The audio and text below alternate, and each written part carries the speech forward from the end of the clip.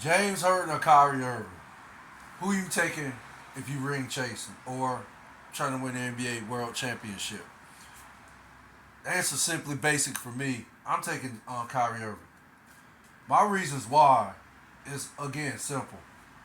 And I'm gonna use the Rock analogy. Kyrie Irving just simply brings it, like the Rock says. Just bring it. That's what Kyrie Irving does. He just brings it. When that money is on the line, when it's for all the marbles, when it's the game is at its highest critical moment, and it's a thriller. It's a heart beating, just literally adrenaline pumping moment for most fans. Like, for example, the Cleveland Cavaliers, which in fact I'm a fan. So I remember like it was yesterday, Game 7, and again, it was heart constantly pumping. My adrenaline was at the highest level. I was nervous at the highest level. I had all these emotions and all these human anatomy like components within my body just literally all over the place. It was just literally all over the place at that time for me. And again, a Kyrie Irving is that dude. He just brings it. Simple as that. He just brings it. And you can depend on Kyrie Irving to deliver when the moment is there, when the spotlight is at its highest, when you absolutely need need a bucket, right?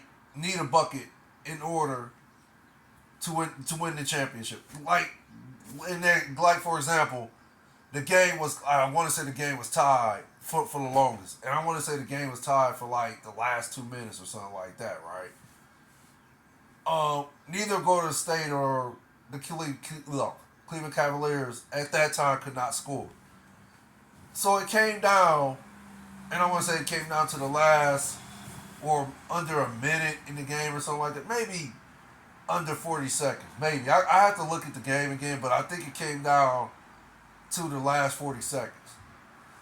And of course, the initial play was, and I think, oh man, I want to say it was either, oh man, I want to say it was either Richard Jefferson that set the pick for Kyrie Irving, and because initially Klay Thompson was guarding Kyrie Irving, and I want to say Richard Jefferson came to set the pick on Klay Thompson, which Klay had to switch on to Richard Jefferson, and then it was Stephen Curry and Kyrie Irving 1-on-1, which we all know how that story ended.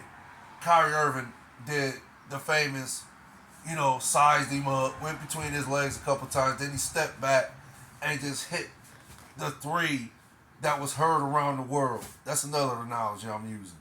The three that was heard all around the world at that time. So Kyrie Irving has proven without a doubt that he can play in those type of moments, if it makes sense. Those type of critical like situations for a team that needs points in the worst way in order to win a championship. Kyrie Irving is going to give you that. Kyrie Irving is always going to be on his own game. Kyrie Irving is a killer, in my opinion. Kyrie Irving is just a damn fantastic, great ball player. And quiet as kept, he's the reason why we won that championship. Yeah, LeBron is the main reason. But I still say without Kyrie hitting that three, who knows if the Cavs would have won that championship that year. So, yeah, LeBron was the main reason why they won the NBA World Championship. They was able to come back from a 3-1 deficit, of course. Not only winning the championship, but making history in the process. But Kyrie Irving was a 1A to LeBron's 1A plus, if that makes sense. So, yeah, Kyrie Irving is that dude. Kyrie Irving is a superstar. He's a champion. So, for me, and again, the answer is obvious for me. I don't even think this is a debatable topic, in my opinion, because we all know the history on James Harden. We know that, yeah, he's a great regular season on ball player. We know that. He's a superstar also. But some even went as far as say he's the worst superstar ever, which I might have to agree with that to a certain extent because throughout James Harden's career, he's always folded in the big moments when his team needed him the most. Like in the regular season, he'll average 30 with ease. And in some cases, he'll put up 40, 50, and in some cases, I think he put up 60. I just know that, yeah, during the regular season, you can count on James Harden to, get you through the regular season. He can carry a team in the regular season. And he can, carry a team to either, a top seed. I'll say it like that. A top seed, in this case, in the East. Like Philadelphia will be one of the top seeds in the East, if that makes sense. I don't know if they'll be top 4 or 5. I'll say it like that, top 4 or 5. But yeah, James Harden will at least get you a top 4 or 5 seed in the East, if that makes sense. And in some cases, maybe top 3 in the East. So James Harden can do that for you. But what James Harden cannot do is once the playoffs are taking place, he just seems to fold. I can't figure it out. I actually haven't figured it out because I do the eye test. The eye test basically tells me when it's money time, when it's time to actually put up those 30 points, or in some cases score 40 or 50 or whatever. The 60 points that you was doing in the regular season with ease, it seems like the playoffs take place, you barely get 30. You barely even get your average, if that makes sense. Now, why that's the case, I can't answer that. But I do the eye test, and the best answer I can say is he just don't want it bad enough. Could be wrong, but the eye test tell me he don't want it bad enough. And this is why he always underperformed in the playoffs, if that makes sense. So, yeah. Name me one signature playoff moment James Harden has had in the playoffs. I can't think of none. I can't think of none that has advanced them to an NBA championship, let alone the finals. James Harden's not even played in the NBA finals in his career yet. He's not even advanced to the NBA finals in his career. So, yeah, with a guy with a skill set like James Harden, you mean to tell me that you ain't never been to the NBA finals and you just literally ransack the regular season by putting up 30 or more points, and your average is actually like 30-something points in the regular season? But, yeah, this year, in this case, and I want to say he averaged 23. Could have been 21. I could be wrong. I know he averaged a career low in points this year. And I want to say it was either 21 points or 23, but I could be wrong. I got to do my notes on that too. But he averaged a career low in points this season. So, and I think game 1 against the Celtics in this year's playoffs, I think he put up 46 or 47. And basically he had everybody thinking, oh, James Harden has finally returned. Oh, we're going to see James Harden we're accustomed to seeing over the years. And he scored 40, whatever. He scored over 40. I say it like that. I got to do my notes. But after that game, he kind of came and went, if that makes sense. And then game 7, he was a complete disappearing act. If he did that to get Doc Rivers fired, then what does that tell you about your superstar? You mean to tell me the money's on the line, we're playing to advance to the Eastern Conference Finals, and you going to just come in and lay an egg like that, and you're going to do it all because you want the coach fired? Well, again, the eye test tells me he don't want it bad enough. Either he's content with his game now, and he doesn't really care for a championship, or he just don't want it bad enough, if it makes sense. So again, to even compare Kyrie Irving and James Harden, I just think this is a topic.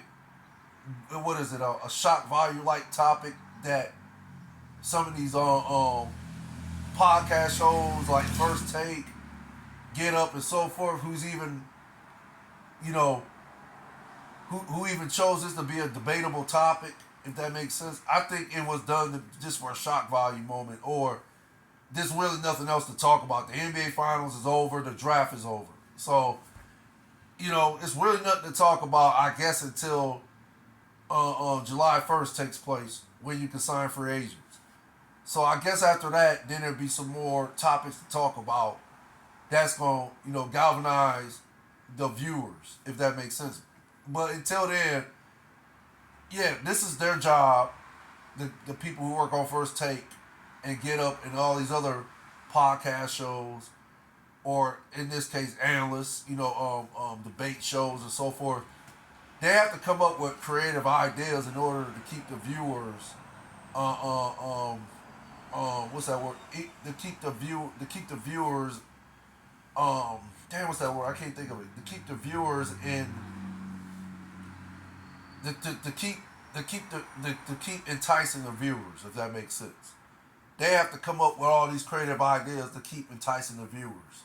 So, yeah, I just think this is a creative idea that somebody came up with, which I don't even think there's that much creativity to this. And then, of course, these dudes have been broadcasters, analysts, and so forth, writers, and so forth for decades. They went to the best of college schools and colleges for this. So they got so many degrees, I would have liked to assume they do.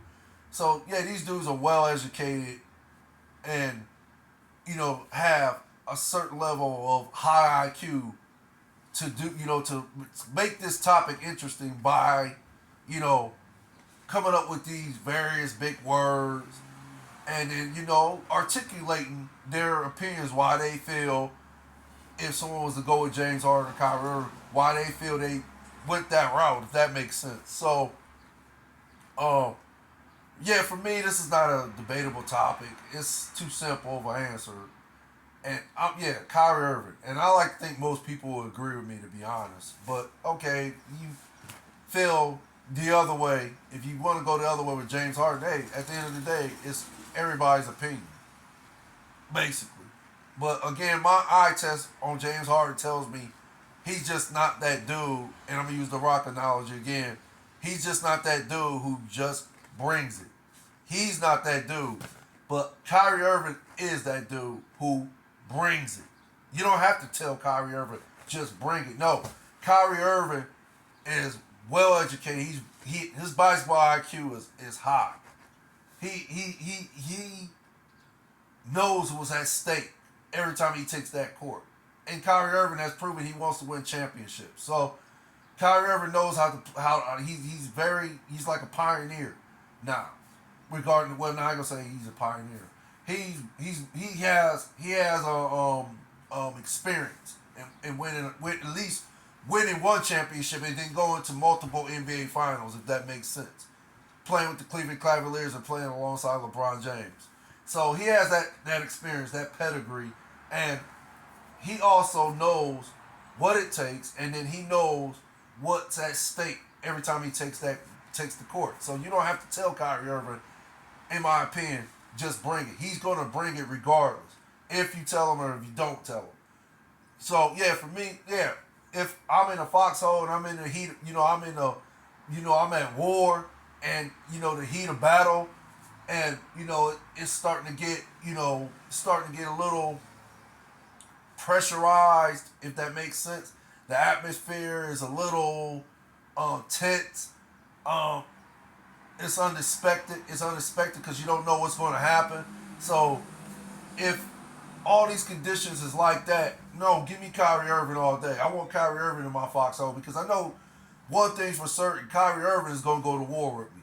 And I know James Harden. No, James Harden is the type that, yeah, when those conditions is like that, James Harden is looking to go the other way. He's literally looking to run the other way, if that makes sense. So, yeah, for me, it's Kyrie Irving. It's simple as that.